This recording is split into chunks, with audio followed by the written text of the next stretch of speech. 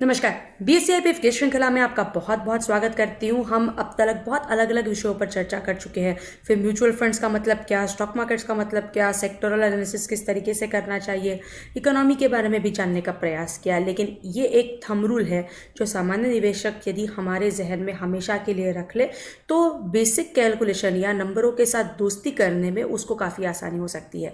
और ऐसा कहते हैं कि जब भी कभी हम निवेश करते हैं और यदि आंकड़ों की बात हो तो आंकड़ों से दोस्ती करनी कभी भी अच्छी होती है। आइए जानते हैं ये रूल 72 क्या है या रूल ऑफ 72 क्या है और किस तरीके से एक सामान्य निवेशक को इसका फायदा हो सकता है। जैसे कि हम स्क्रीन पर देख रहे हैं, कोई कहता है कि हमने 8,000 रुपये निवेश किए थे और 8,000 के 16,000 हुए और 8,000 के 16,000 मतलब दुगना हुआ है पैसा। 8 का 16, 8 प्लस 8 मतलब 16। कितना टाइम में हुआ तो 5 साल में हुआ। 72 रूल 72 क्या कहता है, 72 को जितने साल में दुगना हुआ, कितने साल में दुगना हुआ, यहाँ पर 5 साल में दुगना हुआ, उससे डिवाइड करना। अगर हम उससे डिवाइड जब करते हैं तो हमको आंसर मिलता है 14.4। मतलब 14.4% का रिटर्न हर साल 8,000 रुपये पे मिला। ये एग्जैक्ट और एक्यूरेट नहीं होता लेकिन एक ब्रॉड आइडिया अपने को मिल जाती है। 8,000 रुपये पर 14.4% का ब्याज हर साल 5 साल के लिए जब मिलेगा तो हमको 16,000 रुपये 5 साल के बाद हमारी राशि 16,000 में तब्दील हो जाएगी। जैसे फॉर एग्जांपल, उदाहरण के तौर पर ऐसा कहते थे कि पहले बहुत बार आपको याद होगा, आज से 20 साल पहले ऐसी स्कीमें चलती थी कि 5 साल में दाम दुगना। बैंक में कहते थे कि 5 साल एफडी करिए, कमर्शियल बैंक्स में, कोऑपरेटिव बैंक्स में 5 साल एफडी करिए, 5 साल में हम दाम दुगना दे देंगे। तो जब 5 साल कहते तो लगभग वो 14% का ब्याज कहते थे।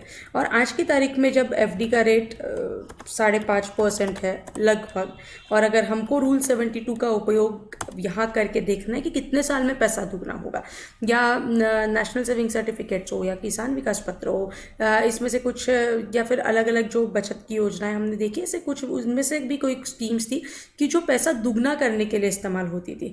यदि हम रूल 72 की बात करें तो ये 5.5% है। इसको हम समझने के लिए 5.5 लिख देते हैं क्योंकि फिर वो नंबर परसेंट में फ़र्क होगा। ये 72 डिवाइडेड बाय 5.5 ब्याज है, तो लगभग 13 साल में पैसा दुगना होगा।